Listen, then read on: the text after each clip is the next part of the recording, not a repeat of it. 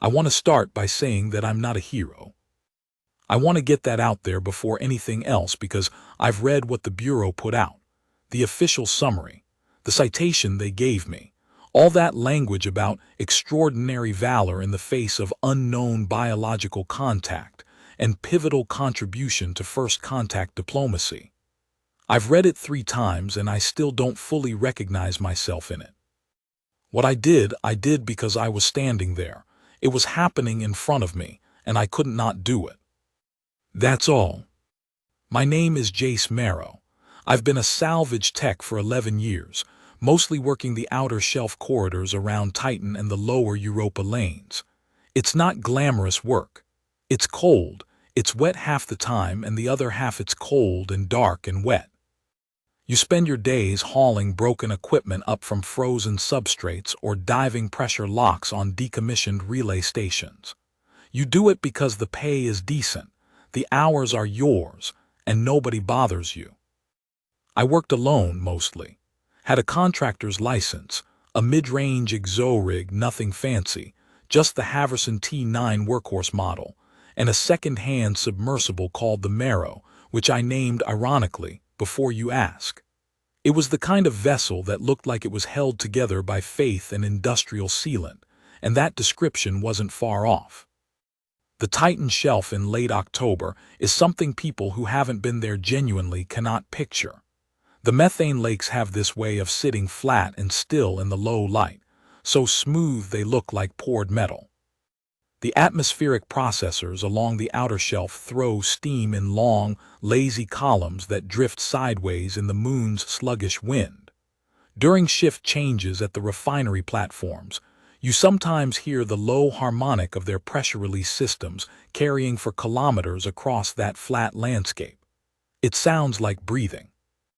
I'd been out there for 6 weeks on a solo contract, retrieving components from a flooded relay station designated RS-14, which had gone offline the previous winter when a substrate collapse pulled it partially underwater.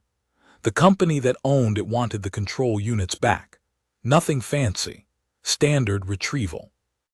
I was on day 38 of the job, running maybe 2 hours ahead of my own schedule, which was unusual for me. I'd pulled the last major component, a comms relay housing the size of a refrigerator, out of the muck the day before, and I was doing a final sweep of the site before filing my completion report. The methane lake adjacent to RS-14 was designated Lake Vorel on the survey maps. It was wide, shallow at the edges, and pitch black below about 4 meters. I'd been along its eastern rim a dozen times over the course of the contract. There was nothing remarkable about it. It was a methane lake on Titan. They're everywhere. But that afternoon, and I keep coming back to this because the timing is what still gets me, I almost didn't take that particular route along the eastern rim. I'd meant to cut north, straight across the gravel flat toward my camp. I'd actually started walking that way. Then the ground sensor in my rig beeped about a small substrate anomaly to the east, and I detoured to check it out. Turned out to be nothing. A gas pocket venting from a crack in the ice. Routine. But it put me on that path. It put me at that spot. I heard it before I saw it. There's a sound, and I know this is going to sound strange. There's a sound that water makes when something large is struggling in it. I grew up near a lake in northern Manitoba. My father fished. I knew that sound. Even through the atmospheric processor hum and the wind and the faint industrial drone from the refinery platforms kilometers away, I knew that sound. I turned east toward the lake. The first thing I registered was the shape.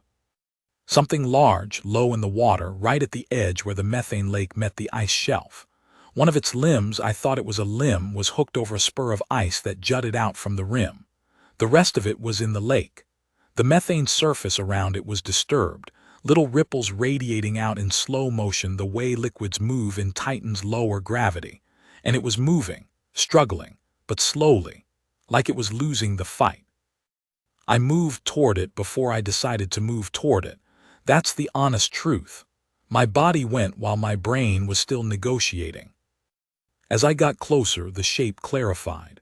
And what I actually saw, didn't make immediate sense to my brain. I remember the cognitive stutter of it. The way my mind kept trying to map it onto something familiar and failing.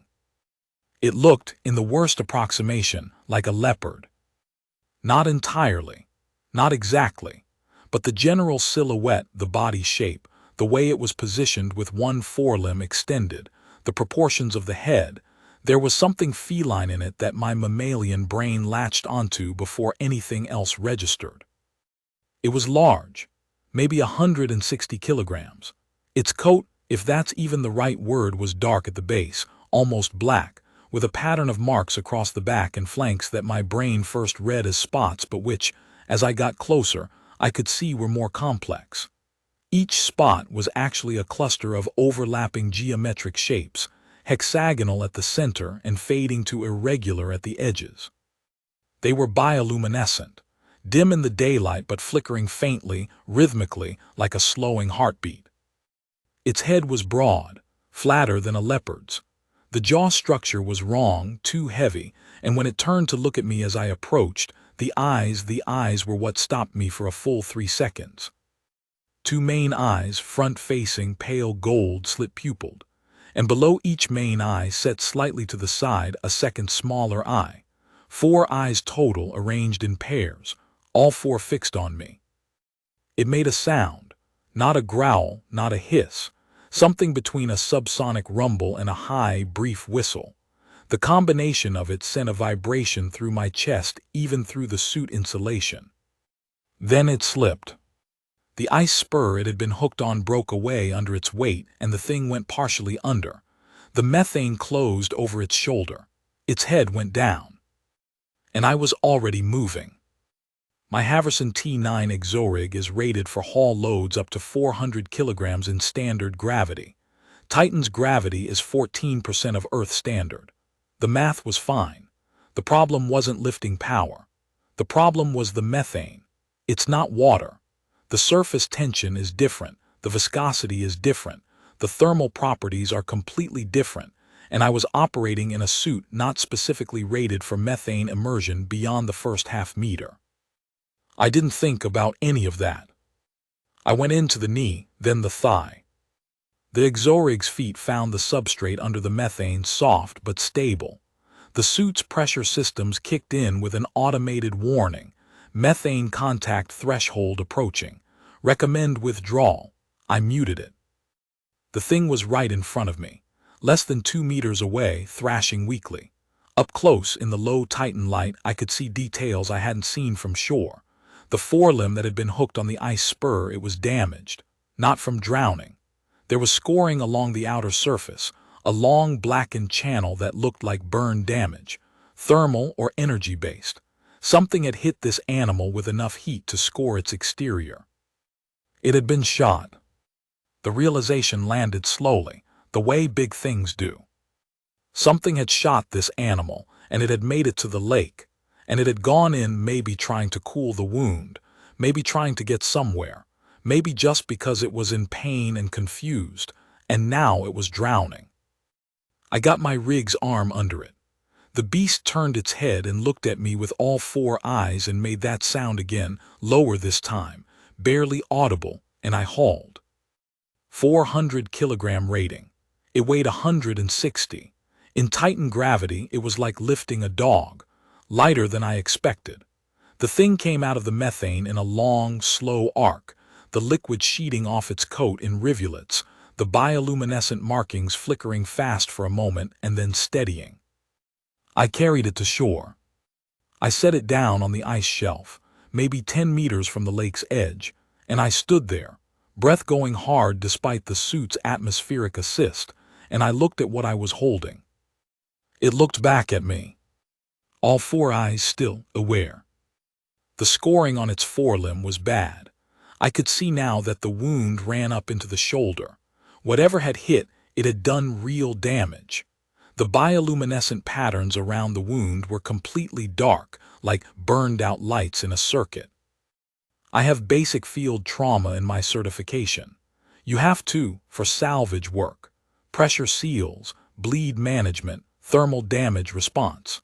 I also had a compact med kit in my rig storage compartment because I'd been operating solo for 6 weeks and the nearest manned facility was 40 kilometers north. I opened the kit. The creature on the ice watched me with 4 eyes and did not move. I want to dwell here for a moment because I've been asked to describe this part in detail and I think it matters. The animal, I'm going to call it that because I didn't have another word for it yet, did not react to me the way a wild, injured animal reacts to a stranger. There was no aggression, no attempt to flee, even though its undamaged limbs seemed functional.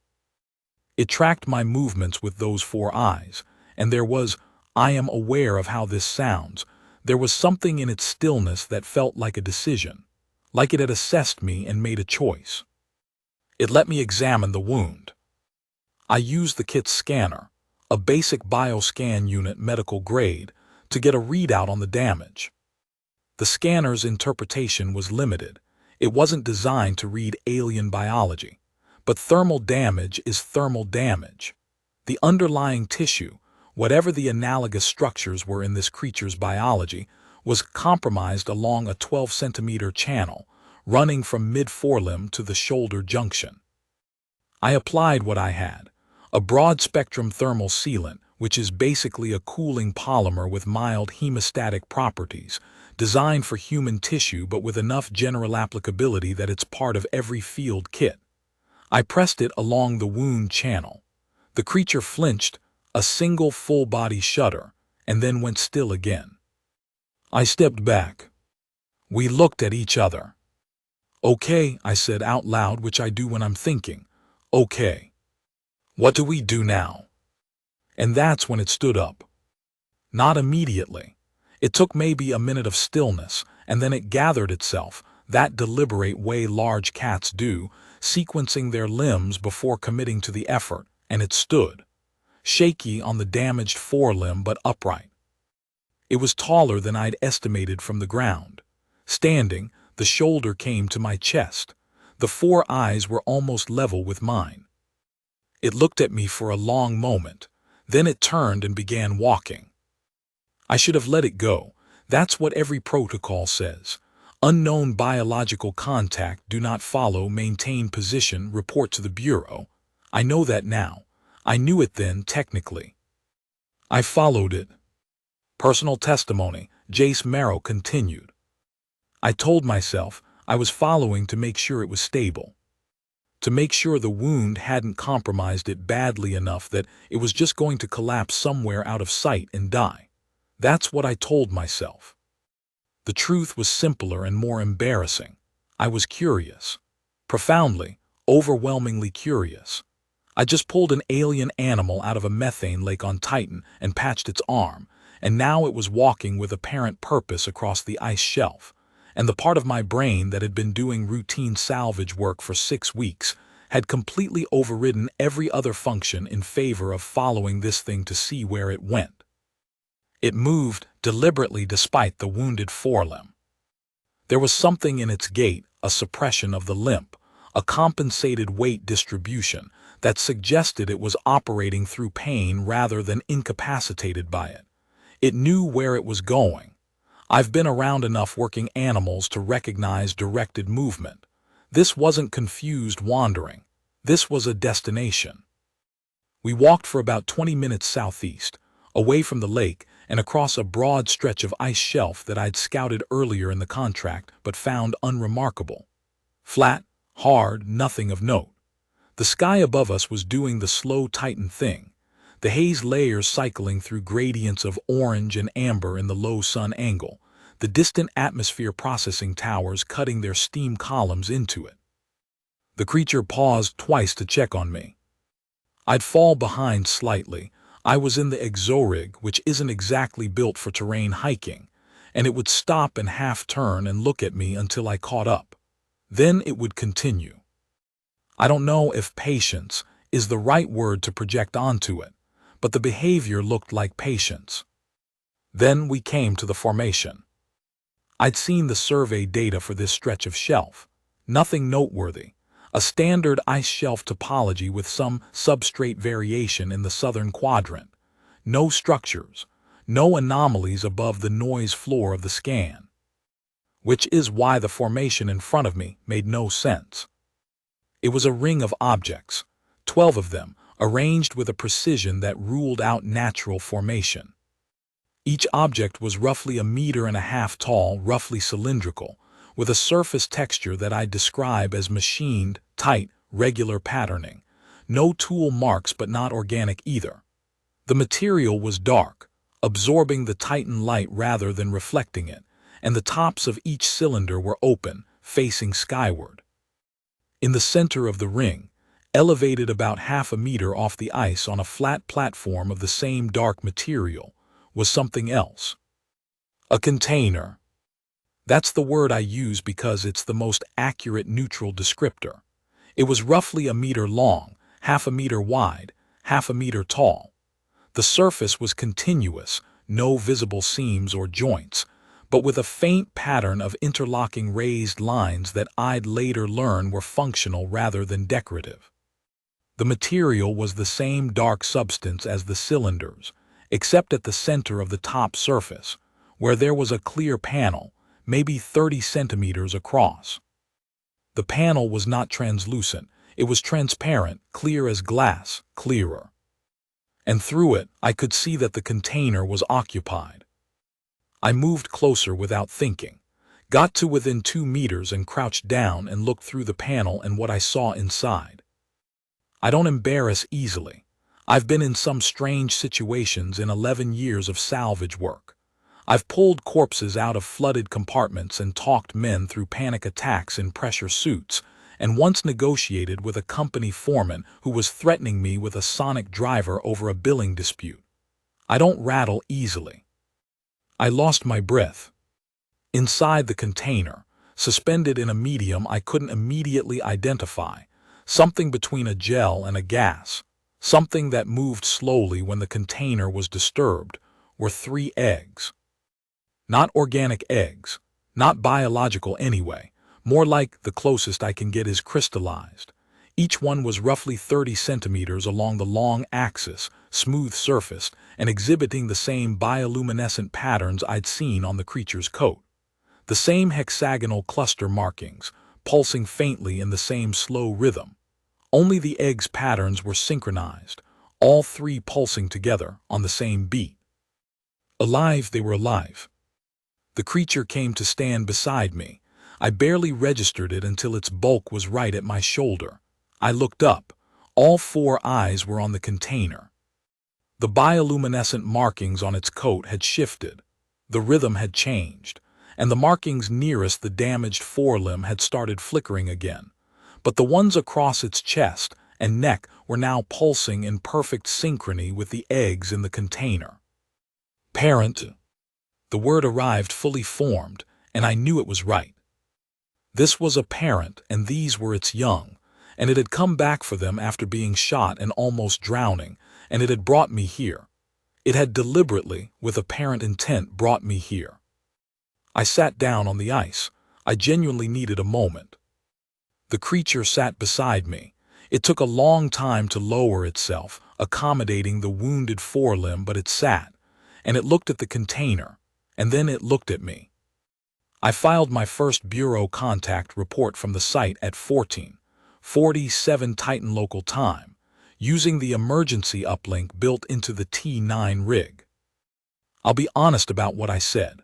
I kept it brief because I didn't fully know how to describe what I was looking at, and because I was worried about 2 things. First, that they wouldn't believe me and would send some kind of assessment team that would arrive in full containment protocol and terrify the creature back into the methane lake. Second, that they would believe me and would arrive in full containment protocol for different reasons. So my first report said, injured unknown biological contact, apparently non-aggressive, discovered near RS-14 site. Contact appears to be guarding biological material of significance, requesting guidance on protocol. No immediate threat, sitting tight. Then I turned the uplink to receive only, because I wasn't ready for the conversation yet, and I sat with the creature and the 3 pulsing eggs and thought about what I was actually looking at. The formation was clearly a constructed shelter. The ring of cylinders was, I'd worked out by looking more carefully, an environmental array. Each one had a set of micro-apertures at various heights that were slowly exchanging atmosphere with the outside, temperature management. The platform itself had a slight thermal signature above ambient, which the suit's sensors could detect. Something, had built a climate-controlled enclosure out here on the ice shelf, in a location that the survey scans had somehow missed, to keep 3 eggs at a specific environmental condition. Which meant whoever had built this had technology at least equivalent to ours, maybe significantly beyond. The creature beside me, I was starting to think of it as the Guardian, which turned out to be not far off from the formal classification, had gone still. Its bioluminescent markings had settled into a slow, steady rhythm. The wound on its forelimb had stopped the active bleeding. The sealant I'd applied was doing its job, at least superficially. It was exhausted, clearly, but it was not unconscious. It was watching the container and occasionally watching me. I started talking to it, because I talk when I'm processing. I told it my name. I told it I was a salvage technician. I told it that I didn't know what it was or where it came from, but that it had seemed to trust me enough to bring me here, and that I would do my best to deserve that. I told it about the lake and how I'd heard it struggling and had gone in without really deciding to. It listened. I know that sounds like projection, but you had to be there. The head would orient. The 4 eyes would track my face. When I stopped talking, there was a quality to the attention that I've only experienced from humans and, occasionally, on a good day, from dogs. Intelligent listening. At 16:30, the uplink started screaming at me. They'd tracked the signal to my position, apparently. The message was from a bureau coordinator. I'll call her Dr. Vasquez because that's her name and she's given me permission to include it in this testimony. And the message said with admirable brevity, "Marrow, do not move. Do not touch anything. We are 11 hours out. Can you maintain contact?" I replied, "Yes, but approach slowly and with minimal personnel. The contact is injured and has young. Treat this like a domestic situation, not a capture op." There was a pause of about 4 minutes before she replied, "Understood. What are we dealing with?" And I looked at the creature beside me, at the pulsing bioluminescent markings, at the 4 eyes that were now watching the sky to the southwest with an alert tension that hadn't been there a moment ago, and I replied, "I think we're dealing with someone's mother." The Guardian got to its feet at 16:47. It was the southwest orientation that had clued me in that something was changing. That alert tension. The way it had started scanning in that direction, head low, markings shifting. I'd been watching it happen for 20 minutes and I'd clocked it as environmental awareness, an injured predator scanning for threats, but I'd underestimated the specificity of what it was tracking. At 16:47 I heard it. Not with the suit's sensor array. With my actual ears through the insulation. A low, cycling hum that wasn't any of the background sounds I'd cataloged over 6 weeks on that shelf. Not the refinery platforms, not the atmosphere processors, not the methane lake subsidence sounds. Something new.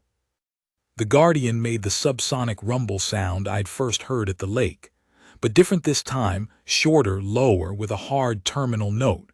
Not distress, something else. Warning. I had just enough time to engage the Exorig's full sensor suite before they appeared over the southern rise. 3 of them in formation. Moving in the particular way that things in powered armor move when they're not trying to look threatening and not quite succeeding. That deliberate, measured, slightly too steady gait that says the suit is doing more work than the body. The armor itself was unfamiliar, not any human manufacturer, not the Bureau's containment patterns. It was the same dark material as the cylinders and the container. Articulated at the joints, smooth at the panels, with the same interlocking raised line pattern I'd seen on the container surface. They were big. I couldn't get precise measurements with my suit's visual sensors, but I estimated 2.5 meters minimum. The suit accounted for some of that. The shoulder breadth was not human. Each one carried something in the right upper limb being the operative phrasing, because each suit had 4 arm equivalents, not 2. The lower pair were at rest, folded along the torso. The upper pair were active, and the right upper limb of each carried a weapon. I recognized the profile of it from the wound on the Guardian's forelimb. Long, tapering emitter at the end, the slight thermal bloom at the tip that active charge systems produce. Energy weapons, military grade. They stopped 40 meters out from the formation perimeter. Then the middle one spoke, or did something that produced sound. It was a sequence of tonal patterns that my suit's audio processor flagged as linguistic in structure. Regular intervals, tonal variation, rhythm consistent with language rather than mechanical sound, but which I had no frame of reference for. The Guardian answered. Standing in front of the container, wounded forelimb braced, markings blazing now. No longer the slow, steady rhythm, but a rapid, complex pattern sequence that I would later learn was essentially the visual component of the same language the vocalization was carrying. And the exchange that followed. I watched it happen. I couldn't understand it. I still can't, not in any comprehensive way, though the Bureau's linguists have worked out a partial translation of the audio record I was running. But I watched it happen, and I understood the shape of it even without the content. I have been in enough human arguments to know when someone is trying to take something that belongs to someone else, and I know what it looks like when the person who owns it refuses. This was that conversation. The Guardian was refusing. It was hurt, standing on 3 good limbs, and it was refusing. The 3 armored figures shifted their stance, subtle, but I caught it. The weapons tracked slightly upward. The middle one spoke again, shorter this time. A command, not a question. The Guardian didn't move. I should have stayed out of it, I know that. Bureau protocol, first contact guidelines, every instinct toward self-preservation, all of it said, stay out of it. I engaged the Exorig's external speaker and stepped forward. Personal testimony, Jace Marrow continued. I need to explain something about the Haverson T9 Exorig for this part to make sense. It's a working rig, not a combat platform. It's not armored in any meaningful sense. It weighs about 180 kilograms and it's made for hauling salvage in difficult terrain, methane flats, low-gravity substrate pressure environments. It has a haul rating, a manipulator system, and a sensor suite. That's it. It is not intimidating. It is not designed to be intimidating. But it is large, and it produces a significant audio output through its external speakers when you turn them to full. I turned them to full. What I said in English, because it was the only language I had, and I figured if they were orbiting Titan, then they either had translators or were close enough to the Sol sphere to have encountered us before. What I said was, "This is Jace Marrow, independent contractor, registered with the Interspecies Affairs Bureau of Earth-Sol Sector. I am a non-combatant. I have no weapons. I am requesting that you stand down from this position and identify your authority for approach to this site, in accordance with the neutral territory provisions of the Outer System Contact Accords." I had just made up the Outer System Contact Accords. I want to be clear about that. They do not exist. I invented them on the spot because I've read enough Bureau documentation to know that bureaucratic citation, even fictional bureaucratic citation, has a specific weight to it in tense moments. The 3 armored figures had not moved when I stepped forward. The weapons were tracking me now.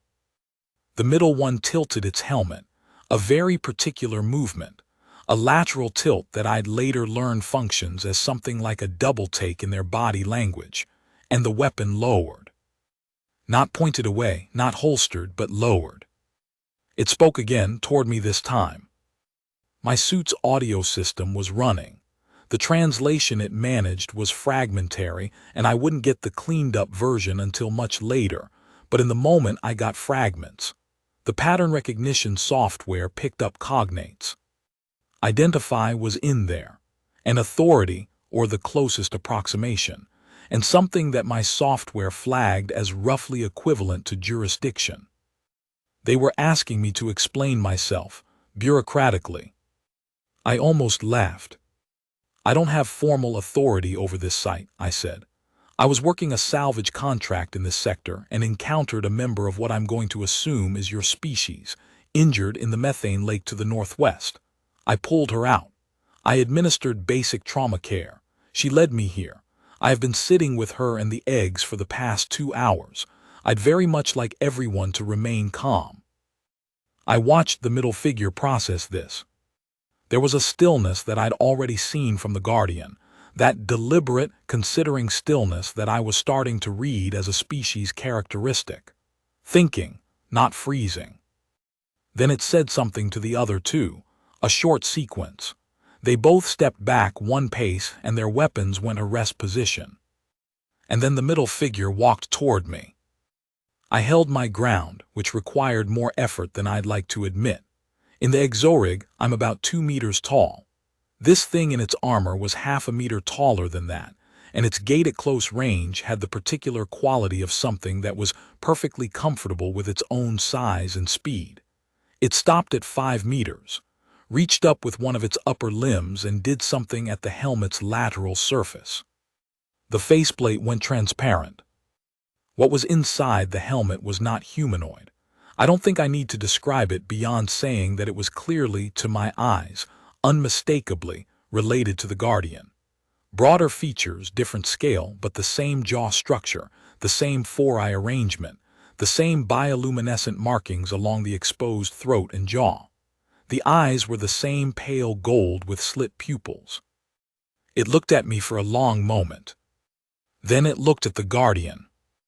The exchange that followed between the armored figure and the Guardian was the same tonal and bioluminescent language, but the quality of it had changed. The urgency was gone. What replaced it was something I can only describe as interrogation. Careful, specific, not hostile. The Guardian answered at length, and through the whole exchange its markings did something I hadn't seen before. The chest pattern, which had been blazing with that rapid alert state sequence, gradually slowed and steadied into something closer to what I'd first seen. The long, calm rhythm. The armored figure turned back to me. And in accented, imperfect but fully functional English, with a vowel system that sat somewhere between Slavic and tonal Mandarin, it said, "You put her back in water." "Pulled her out of the water," I said. "She was drowning." A pause. "You are small," it said. This seemed to be an observation rather than an insult. "Small and no weapon." "Yes." Another pause. "Why?" I thought about that for a moment. "Because she needed help," I said. And I was there. The figure was still for a long time. Then it made a sound I hadn't heard before, brief, complex, too short to be linguistic. And the bioluminescent markings along its exposed throat and jaw did something that the bureau linguists would later classify as the closest visual equivalent of what humans do when we don't have words for something, which is to say, they went briefly, fully bright, and then settled. Then it said, "We are the Veth. This is our territory under our law. You say Bureau Accords. We do not know your accords." "Fair enough," I said. "I don't actually know yours either." "But you know the eggs," it said. It wasn't a question. "I can see they're important," I said. I wasn't going to let anything happen to them. The long, considering stillness again. Then, from the general direction of the Guardian, a sound, that same brief, complex, non-linguistic sound that the armored figure had made. And the armored figure made it back. "She says you sat with them," the armored figure said to me. 2 hours. No weapons, no touching, you sat." "I was talking to her," I said. "I do that, it helps me think." "What did you say?" "My name, my work, that I would try to help." The armored figure processed this. Then it said something I have thought about many times since, in the months of negotiation and treaty work and bureau depositions that followed. It said, "We have met 12 of your species before this. Most wanted things from us. Some wanted to study us. A few wanted to fight us, none sat." I didn't know what to say to that, so I didn't say anything. "You sat with the eggs," it said again. "You sat with her. No weapons, no authority, no nothing." "Just me," I said. The figure turned its head back to look at the Guardian, and then back to me, and its bioluminescent markings did the Fulbright thing again, and it said, "My name is Veth Kareth, first guard of the Third Shelf Watch. I have a question for you, small contractor." "Go ahead," I said. "If we need a voice," it said carefully, "among your bureau people, someone who sat, would you do this?" I looked at the Guardian. She was watching me with all four eyes, markings in that long, steady rhythm. The eggs behind her were pulsing in their synchronized beat. "Yeah," I said. "I can do that." Dr. Vasquez arrived with a team of 9 at 03:20 the following morning. I had been on site for almost 13 hours by that point. Veth Kareth had pulled his 2 subordinates back to the southern rise.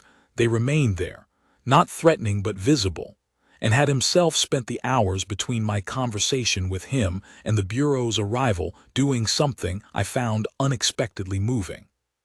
He had sat down near the container and opened his own armor's chest compartment and produced what I can only describe as a field medical kit, and he had spent an hour and a half treating the Guardian's wound with instruments far more sophisticated than anything in my little trauma kit. She had let him. The two of them had communicated quietly throughout the process, not the rapid argument-quality language of their earlier exchange with his subordinates, but something slower, with longer pauses, the visual and vocal components softer and less urgent. I sat nearby and kept out of the way and let them have whatever that was. Partway through the treatment, the Guardian had looked over at me and made a sound. Veth Kareth, without looking up from his work, said, "She wants to know if you're hungry." I blinked. "She what?" "Hungry? You haven't moved in many hours. She is concerned." I didn't have words for that immediately. "Tell her I'm fine," I said. "Thank her."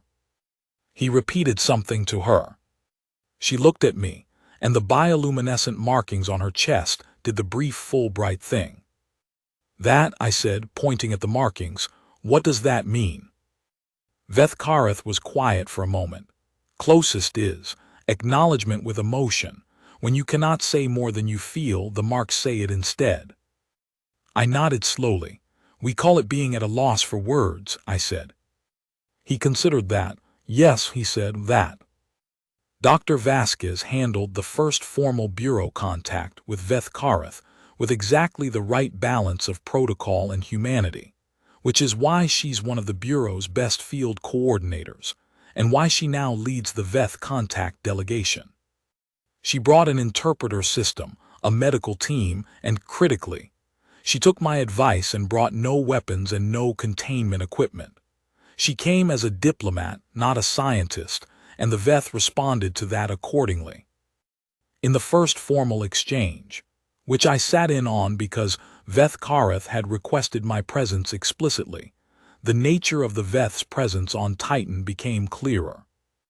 They had been in the outer Sol system for approximately 30 years, not as invaders, not as colonizers, as something much more interesting, as refugees who had found a quiet corner of a system that had enough atmosphere and chemistry to suit their biological requirements, and who had been very carefully not making contact because their previous experiences of making contact with spacefaring civilizations had not gone well.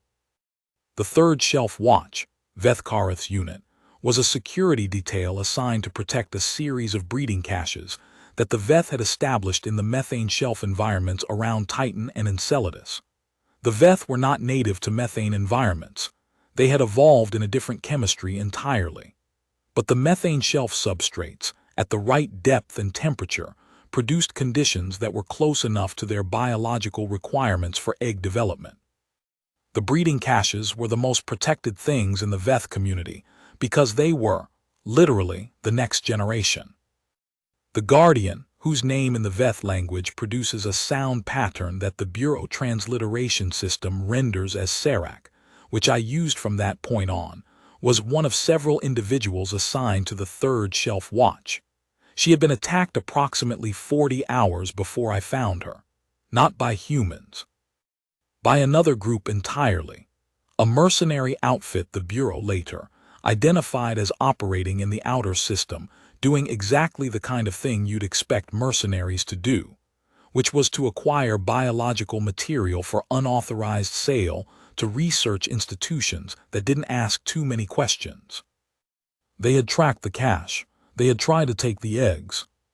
Serac had driven them back from the cache, alone, I was told, before being hit with the weapon that scored her forelimb.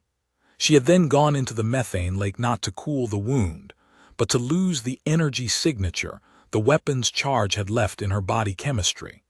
She'd stayed in the lake too long, and the methane had gotten into her secondary respiratory system. That's why she was drowning. That's why she was alone. She'd been in the lake for 12 hours while Veth Kareth's team tracked the mercenaries away from the cache perimeter. She'd been cut off, and she'd been losing the fight to stay above the surface when I arrived. When I shared the Bureau's intelligence with Veth Kareth about the mercenary outfit, we had surveillance data on them, as it happened, because they'd been flagged for several other violations in the outer system. The exchange that followed was the quietest, intense conversation I've ever been part of. He was still for a very long time. Then he said, "You know these beings." "We know of them," I said. "We've been trying to prosecute them for a long time. The outer system has enforcement gaps." "Your enforcement gaps," he said carefully, "cost Serac her second nerve system for 5 months. The healers say it is not permanent, but if she had not been found—" He stopped. "I know," I said. "You don't know fully," he said, not unkindly. "She is matron of the cache. The eggs do not develop without the matron present. The warmth of her presence, the field her biology generates, the synchronization of her patterns to theirs." He paused. "If she had not been found, the eggs would have begun to fail in 3 days." I sat with that. "Then it's good I took the detour," I said finally. He looked at me with all 4 eyes. The bioluminescent markings on his exposed throat did the Fulbright thing, and he said, "We have a word for what you are in our language, for someone who arrives exactly when needed, without knowing they were needed. Someone sent by no one but present because the moment required it."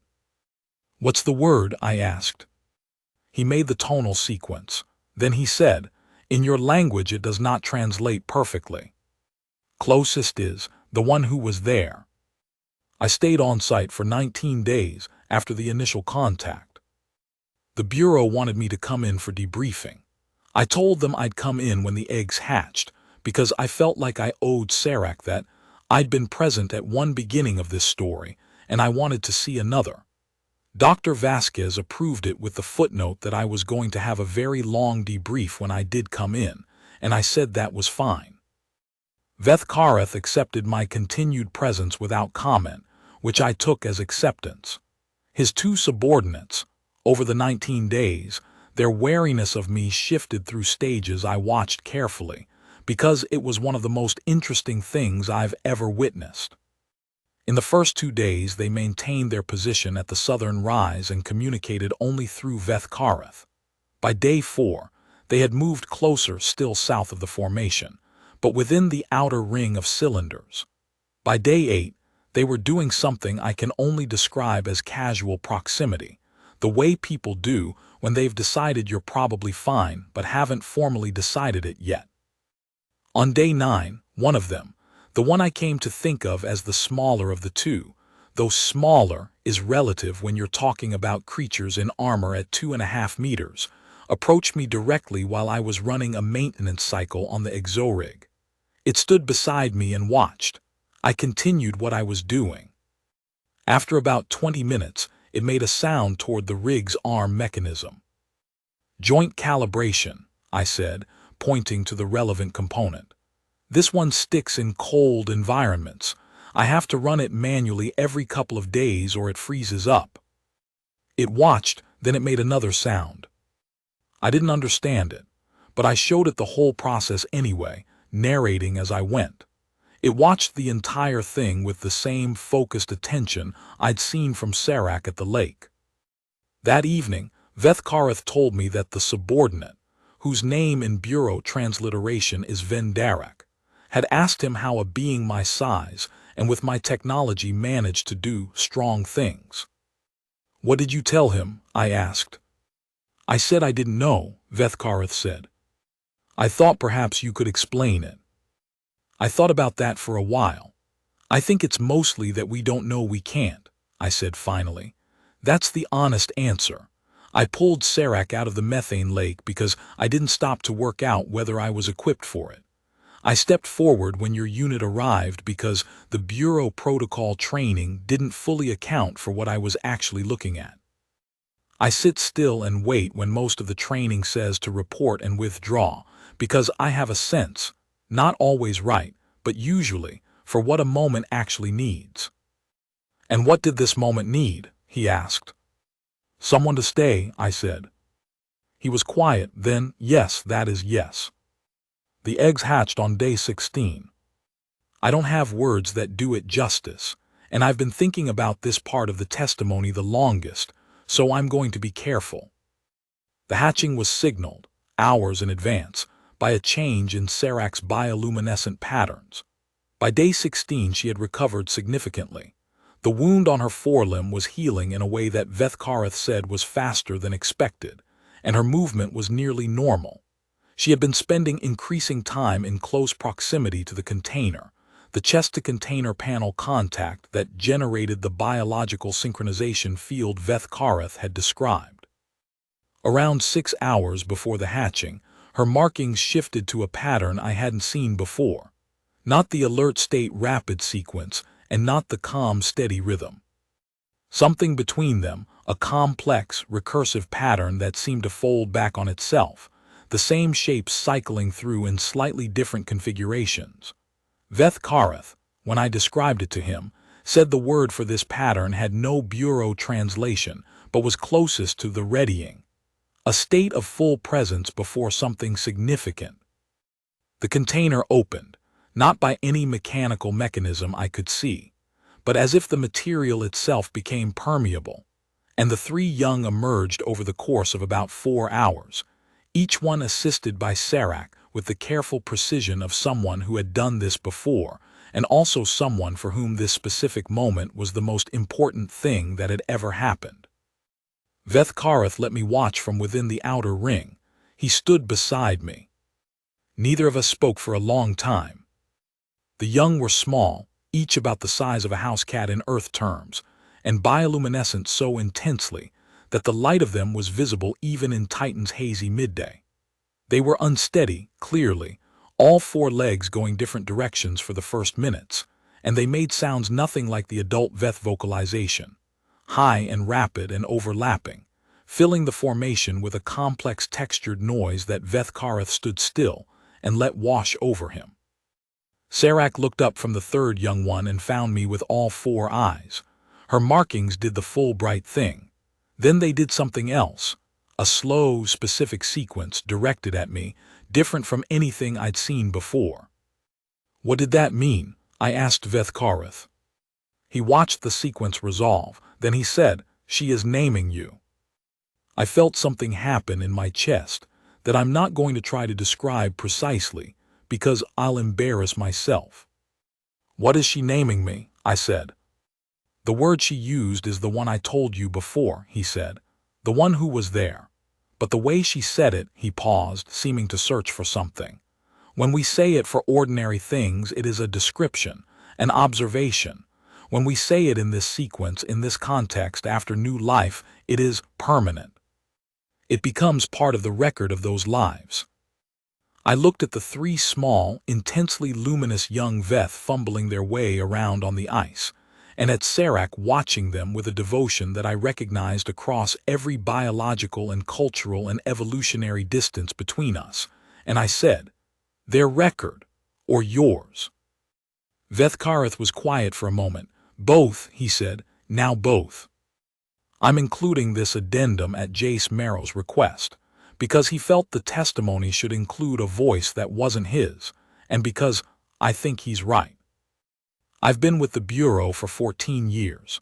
I've worked 3 contact situations before the Veth, 2 of them resolved without incident. One of them didn't, and I was there for that too, and it still wakes me up sometimes. In my professional assessment, the contact outcomes correlate most strongly not with our equipment or our protocols or even our translators. They correlate most strongly with the disposition of the individual who made first contact. Jace Marrow is not a diplomat. He has no formal first contact training. His Bureau certifications cover salvage operations in hazardous environments, which is where all that "don't die in a methane lake" practical knowledge comes from. He had no authority to position himself as a representative of anything, and the outer system contact accords he cited are, I am obligated to note for the record, entirely fictional. What he had was the following. He pulled an injured alien out of a lake because it needed pulling out. He sat with it for 2 hours and talked to it the way you'd talk to someone scared and hurt. He stepped in front of armed soldiers with no weapon and no authority because the moment seemed to call for it. And then he sat down and stayed for 19 more days because he wanted to see the eggs hatch. In the 14 years I've been doing this work, I've never seen a first contact situation where the defining factor was, essentially, that someone sat down and stayed. Vethkareth, in our 3rd formal session, asked me directly whether Jace Marrow was a significant individual in our society. I told him truthfully that Jace was an independent contractor who had been hauling equipment components from a flooded relay station, and that most of his professional community would describe him as, quote, pretty reliable, decent in a tight spot, bit of a talker. Vethkareth considered this for a long time. Then he said, "We have encountered 23 spacefaring species in our history. We trust 6 of them. 5 of those 6 were made trustworthy through long and careful diplomatic processes. He paused. One was made trustworthy by a single individual who sat still when everyone else would have run." I said, "Which species was the one?" He looked at me. "I think you can determine that," he said. The Veth Bureau Treaty of Understanding was ratified 8 months after initial contact. It established mutual recognition of territorial claims in the Outer Sol system, a framework for information exchange on the mercenary operations that had attacked the 3rd shelf cache, and at Vethkareth's specific insistence, a provision that Jace Marrow be afforded the status of designated presence in all subsequent Veth Bureau interactions for the life of the treaty. When Jace was informed of this provision, his response was, "What does that mean practically?" Vethkareth, who had taken to conducting conversations with Jace in person rather than through intermediaries, said, "It means you sit with us when we talk." Jace was quiet for a moment, then he said, "Yeah, okay. I can do that." I've been asked to close this file with my own words, which feels a bit much honestly, but I said I'd do it, so here it is. There's a version of this story where it becomes about something grand, about first contact and humanity's place in the galaxy and diplomatic history. The Bureau likes that version. They've cited the Veth contact in 6 major policy documents and 2 treaties that had nothing to do with the Veth directly. I understand why.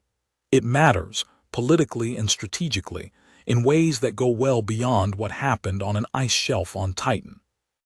But what I come back to, when I think about it, and I think about it most mornings, usually somewhere in the first cup of coffee, is the 20 minutes I spent in that methane lake. Not the negotiations. Not the treaty. Not even the hatching, though that was the most singular thing I've ever seen, and I'll carry it until I die. Those 20 minutes in the lake. Cold, up to my chest in methane I wasn't supposed to be in, suit blaring warnings I'd muted, pulling something toward me that I'd never seen before. That could have hurt me and didn't. That was watching me with 4 pale gold eyes and making a sound like a whistle inside a rumble. And I realize now, trusting me with something it had no basis to trust me with except that I was there and I'd gone in. That was the whole thing. That was where all of it started. I think about humanity a lot in the context of this. I think about the 23 spacefaring species the Veth have encountered and the 5 they decided to trust through long, careful diplomatic processes, and the one they decided to trust because someone sat still. I think about Veth Kareth saying, "Most wanted things from us. Some wanted to study us. A few wanted to fight us. None sat." I don't know what that says about us as a species. I hope it says something good. I think it might. What I know is what happened in my specific case, which is that I didn't go into that lake for humanity or the Bureau or diplomatic outcomes. I went in because something was drowning and I was standing right there and I couldn't not. And maybe that's it. Maybe that's the whole thing. Not the protocols, not the strategies, not the carefully worded accords and the treaty provisions and the 16-point frameworks for interspecies communication. Just, she was there and she needed help, and I was standing right there and I couldn't not. That's all. Sarak's 3 young have names now in the Bureau's official records. The transliterations are long and the pronunciation guides run to 3 pages. In my personal records, which I keep because I'm a bit of a talker and I process by writing, I've given them shorter names. The first one out, who led with her head and seemed to spend the first 10 minutes completely baffled by gravity, I call Early. The second one, who emerged calm and immediately began systematically investigating everything within reach, I call Steady. The third, the smallest, the last, who came out slowly and then sat in the center of the formation and looked up at the Titan sky for a full minute before doing anything else, I call Watcher. Veth Kareth, when I told him these names, was quiet for a long time. Then he said, "Watcher, this is a good name for the third one." She was looking at something, I said, when she looked up at the sky. Yes, he said, she was. What was she looking at? He considered. At everything, he said, at the beginning of everything, at the first sky she had ever seen. I thought about that for a while. I think about it still. The first sky she'd ever seen, and I was there for that. Jace Marrow, independent contractor, salvage technician, registered with the Interspecies Affairs Bureau of Earth Sol Sector, certified in pressure operations and substrate retrieval and basic field trauma, owner of a submersible called the Marrow and a mid-range exorig with a sticky joint in the left arm. I was there for that. I still can't fully account for the luck of it. But I stopped trying to make sense of the luck and started just trying to be the kind of person the luck was right to find. That's the only thing I know how to say at the end. She needed someone to be there. I was there.